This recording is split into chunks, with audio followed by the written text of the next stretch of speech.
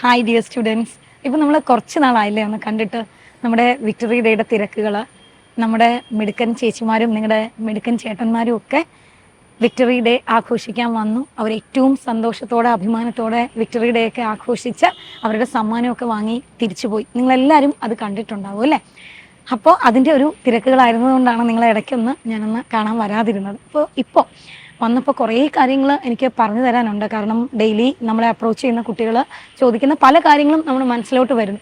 അതിൽ ഏറ്റവും ആദ്യത്തെ കാര്യം, എനിക്ക് തോന്നുന്നു നമ്മളിത് എപ്പോഴും പറയുന്ന ഒരു കാര്യമാണെങ്കിൽ കൂടി ഇപ്പോഴും വരുന്ന കുട്ടികളുടെ ഏറ്റവും വലിയൊരു സംശയം എന്ന് പറയുന്നത്, ഞാൻ ഇപ്പോൾ പഠിക്കേണ്ടത് വീക്ക്ലി എക്സാമിനാണോ അതോ ഡെയിലി ടോപ്പിക്സ് ആണോ എന്നുള്ളതാണ്.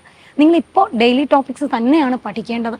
അപ്പോൾ ഇതുവരെ നിങ്ങൾ ഡെയിലി ടോപ്പിക്സ് പഠിച്ച് തുടങ്ങുന്ന ആ ഒരു സ്ട്രീമിലോട്ട് വന്നില്ലെങ്കിൽ ഇത് കേൾക്കുമ്പോൾ തൊട്ട് നിങ്ങൾ ഡെയിലി ടോപ്പിക്സ് തന്നെയാണ് പഠിക്കേണ്ടത്.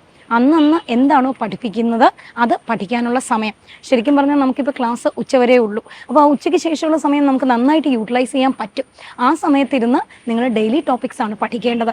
അങ്ങനെ ഡെയിലി ടോപ്പിക്സ് പഠിച്ചു വരുമ്പോൾ ചിലപ്പോൾ ആദ്യത്തെ ഒരു 1-2 പരീക്ഷകളെ നിങ്ങൾക്ക് മാർക്ക് കുറഞ്ഞേക്കും. കാരണം നമ്മൾ വീക്ക്ലി ടോപ്പിക്സ് പഠിക്കാനായിട്ട് അധികം സമയം നമ്മൾ എടുക്കുന്നില്ല. സാരമില്ല, അതിന് വലിയൊരു കാര്യമായിട്ട് നിങ്ങൾ എടുക്കണ്ട. പക്ഷേ ഒരു 2-3 പരീക്ഷ കഴിഞ്ഞ് വരുമ്പോഴേക്കും നിങ്ങൾ ഈ ഓരോ ദിവസവും പഠിക്കുന്ന ടോപ്പിക്കുകൾ തന്നെ പരീക്ഷയ്ക്ക് വരുള്ളൂ. അപ്പോൾ ആദ്യം നമ്മൾ ആ ഒരു സ്ട്രീമിലല്ലാത്തത് കൊണ്ടാണ് നമുക്ക് അതിൽ നിന്നും മാറി നിൽക്കേണ്ടി വന്നത്.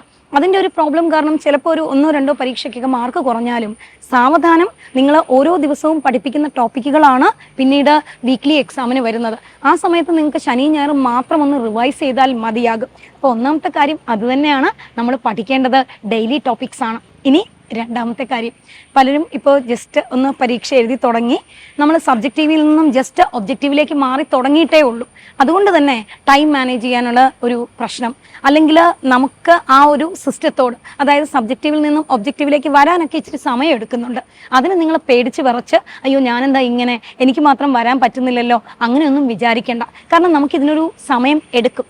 ഇപ്പം നിങ്ങൾ ടൈം മാനേജ്മെൻറ്റും ബാക്കിയുള്ള കാര്യങ്ങളും എല്ലാം നമ്മൾ പ്രാക്ടീസിലൂടെയാണ് നേടിയെടുക്കുന്നത്. അപ്പോൾ ഇപ്പം നമുക്ക് ആക്ച്വലി നമ്മുടെ സമയം എന്ന് പറയുന്നത് കോൺസെപ്റ്റ് കൃത്യമായി പഠിക്കാനുള്ള സമയമാണ്. ഇവിടെ നമുക്ക് പ്രാക്ടീസിനുള്ള അധികം സമയം കിട്ടില്ല. നമ്മളൊരു സെക്കൻഡ് റൗണ്ട് വന്ന് ക്വസ്റ്റ്യൻസ് ഒക്കെ ചെയ്ത് തുടങ്ങുമ്പോഴാണ് നമ്മൾ കൂടുതൽ പ്രാക്ടീസിങ്ങിലേക്ക് വരുന്നത്. സോ നിങ്ങളിപ്പോൾ അതിനെക്കുറിച്ച് ഒന്നും വറി ചെയ്യേണ്ട. നിങ്ങളിപ്പോൾ ചെയ്യേണ്ട കാര്യം, നിങ്ങൾക്ക് പഠിക്കേണ്ട കോൺസെപ്റ്റുകൾ, ക്ലാസ്സിൽ പഠിപ്പിക്കുന്ന കാര്യങ്ങൾ കൃത്യമായി പഠിച്ച് കോൺസെപ്റ്റ് ഉറപ്പിച്ച് വെക്കുക എന്നുള്ളതാണ്. കോൺസെപ്റ്റ് ഉറപ്പിച്ച് വെച്ച് കഴിഞ്ഞാൽ ഗ്രാജുവലി നമ്മൾ പ്രാക്ടീസിങ്ങിലൂടെ ക്വസ്റ്റ്യൻസ് ഒക്കെ ചെയ്ത് തുടങ്ങുമ്പോഴേക്കും നമ്മുടെ എറേഴ്സ് ഒക്കെ മാറ്റി വെക്കാൻ പറ്റും. അപ്പോൾ ഇപ്പം നിങ്ങൾ ക്വസ്റ്റ്യൻ ചെയ്യുന്നതിനെക്കുറിച്ചും മാർക്ക് കിട്ടുന്നതിനെക്കുറിച്ചും അല്ല വറി ചെയ്യേണ്ടത്. മറിച്ച് ഒരു കോൺസെപ്റ്റ് എത്ര കൃത്യമായിട്ട് മനസ്സിലേക്ക് വയ്ക്കാം എന്നുള്ളതിനെക്കുറിച്ചാണ്. ഇനി മൂന്നാമത്തെ കാര്യം, സ്ലീപ്പ് അവേഴ്സ്. എനിക്ക് തോന്നുന്നു പല കുട്ടികൾക്കും ഭയങ്കര കൺഫ്യൂഷനാണ്.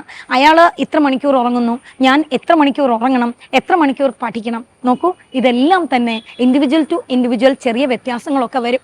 നിങ്ങൾ എങ്ങനെ പഠിക്കുന്നു എന്നുള്ളതാണ് ഏറ്റവും ഇമ്പോർട്ടൻറ്റ്. നിങ്ങളുടെ സിസ്റ്റത്തിന് കോപ്പി ചെയ്യാൻ പറ്റുന്ന രീതിയിൽ എങ്ങനെ പോയാലും നിങ്ങളൊരു 6 മണിക്കൂർ ഉറങ്ങി മാക്സിമം അറ്റൻറ്റീവായിട്ട് ക്ലാസ്സിലിരുന്ന് ഇഫക്റ്റീവായിട്ട് പഠിക്കണം. അവിടെയും നിങ്ങൾ അയ്യോ എനിക്ക് ഉറക്കം കൂടി പോകുന്നു, അല്ലെങ്കിൽ ഉറക്കം കുറഞ്ഞു പോകുന്നു, ഞാൻ ഇനി എന്ത് ചെയ്യും, ഇപ്പം കൂടുതൽ ഉറക്കമാണ് ഉറങ്ങുന്നത്, അങ്ങനെയൊന്നും വിചാരിക്കേണ്ട.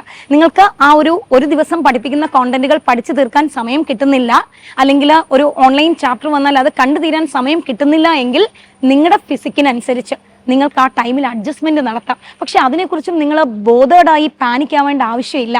ഇപ്പോൾ നമ്മുടെ ഓരോ കാര്യങ്ങളും നമ്മൾ ജസ്റ്റ് മനസ്സിലാക്കി വരുന്നേ ഉള്ളൂ. ആ സിസ്റ്റത്തിലേക്ക് ഓൾമോസ്റ്റ് നിങ്ങളെല്ലാം എത്തിയിട്ടുണ്ട്. അവിടെ ഉണ്ടാകുന്ന ചെറിയ ചെറിയ എററുകൾ, അതിനൊന്നും തന്നെ വലിയ ഇമ്പോർട്ടൻസ് കൊടുത്ത് അല്ലെങ്കിൽ ഇത് വലിയൊരു പ്രശ്നം ഉണ്ടാക്കും എന്നൊന്നും കരുതണ്ട. ഓരോ കാര്യങ്ങളെയും റെക്ടിഫൈ ചെയ്ത് നമുക്ക് പടിപടിയായി തന്നെ മുന്നോട്ട് പോകാം. അപ്പം നിങ്ങൾക്ക് ഒരു പ്രോബ്ലവും ഇല്ലാതെ നല്ലൊരു വിജയത്തിലേക്ക് എത്താൻ പറ്റും. എൻട്രൻസ് സംബന്ധമായ വാർത്തകളും അപ്ഡേഷനുകളും ഏറ്റവും വേഗം ആധികാരികമായി അറിയാൻ ബ്രില്യൻറ്റ് സ്റ്റഡി സെന്റർ പാല യൂട്യൂബ് ചാനൽ സബ്സ്ക്രൈബ് ചെയ്യുക. ബെൽ ഐക്കൺ അമർത്തുക. ഈ വീഡിയോ മറ്റ് സുഹൃത്തുക്കളിലേക്കും ഷെയർ ചെയ്ത് നൽകുക.